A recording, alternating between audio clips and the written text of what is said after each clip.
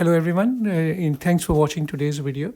In this video, in the next few videos, I'm going to talk about complication that we can get from acid reflux. Now, do remember we all get acid reflux off and on. We are talking about people who get acid reflux all the time, and out of those people who don't control their reflux by tablets or changing their diet, etc., etc. So that is our esophagus, which I have drawn there. That's our stomach, and this is the area which is important in acid reflux. You can see I've drawn a little bulge over here. This bulge basically represents what we spoke about in our previous video, what we call the hiatus hernia. Now, as we can see, we produce acid from the stomach. So stomach is producing acid. Yeah. So this acid is going to come up into our esophagus, and it comes up because this valve that I'll draw in blue, this valve, which is normally quite tight like this, is quite loose because there is a bulge over here, a weakness over here, what we call a hiatus hernia. We also drink acid. So in food and drinks that we eat which have got high acid contents like tea, coffee, alcohol, acid comes in.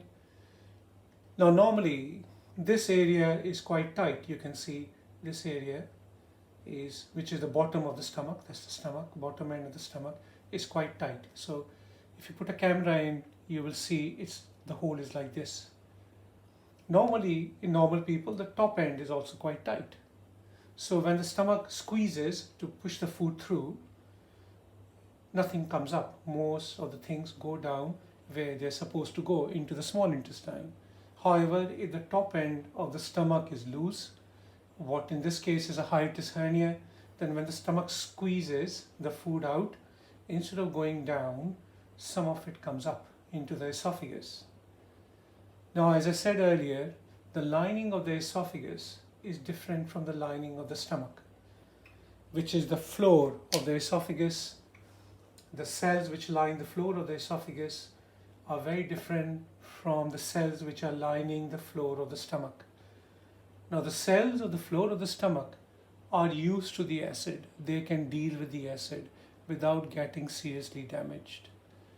However, the cells which are making the floor of the esophagus are not used to the acid. So when the acid comes up, it damages the lower esophagus. Now, the first thing that can happen, which is not uncommon with patients who have severe reflux, they get severe heartburn, is the lower gullet or the esophagus become very red and raw, like you get a carpet burn on your knees, which becomes red and raw. The bottom of the esophagus starts looking very red and raw. So esophagus, this area starts getting all redness and rawness over here. Yeah. Now, if you take tablets to control this and reduce the amount of acid we eat and drink, then this rawness will heal completely and there will not be any long-term problems. Now, this rawness or redness of the esophagus is called esophagitis. This could be very, very mild, which means like a minor graze on the knee, to be very, very severe. It looks absolutely raw and red and inflamed and ulcers in there, etc. Now, if we don't control this by tablets or reducing the acid we are eating and drinking, then what will happen? What problems will the patient get? The main problem patient gets is sometimes the food gets stuck.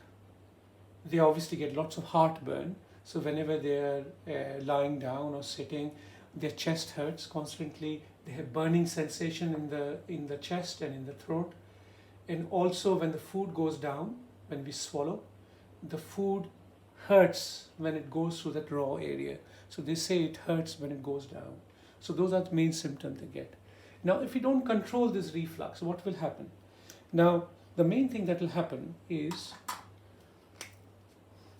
the esophagus starts getting scarred. Like if we graze our knee time and time and time again, the knee starts getting a scar on it. Same thing happens over here. The lining of the gullet starts getting scarred. When it starts getting scarred, let's change the color for this. If I make this blue, when it starts getting scarred, the esophagus starts becoming narrow. So the whole of the esophagus, if I shade this, the lining of the gullet starts getting very scarred, and the esophagus starts getting narrow.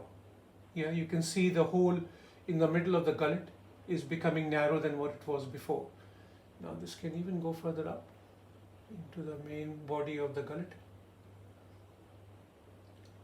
And now the patient is getting a problem swallowing, because when the food goes down, it's not going down in a normal size esophagus or the gullet, and the food comes here and gets stuck. Now, as I said in my previous video, food does not fall down by gravity in our body. Otherwise, astronauts in zero gravity can't eat or drink. When they eat or drink, the food will come up again.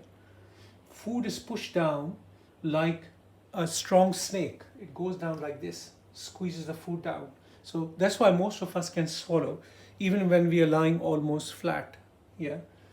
So it pushes the food down, but when the wave of the squeezing comes over here, this thickness, it can't squeeze anymore. It's like a lead pipe. So this is quite supple and soft, but this is not supple and soft anymore. It's scarred. So things can't be pushed through. So food comes and it gets stuck over here. Yeah, that's what we have eaten can't go down anymore easily. So patients are trying to drink water on top to push the food down. Yeah. Now, in severe cases, this narrowing, if we still don't control it by taking antacid tablets or reducing the acid we drink or eat in our food, this will keep getting tighter and tighter and tighter.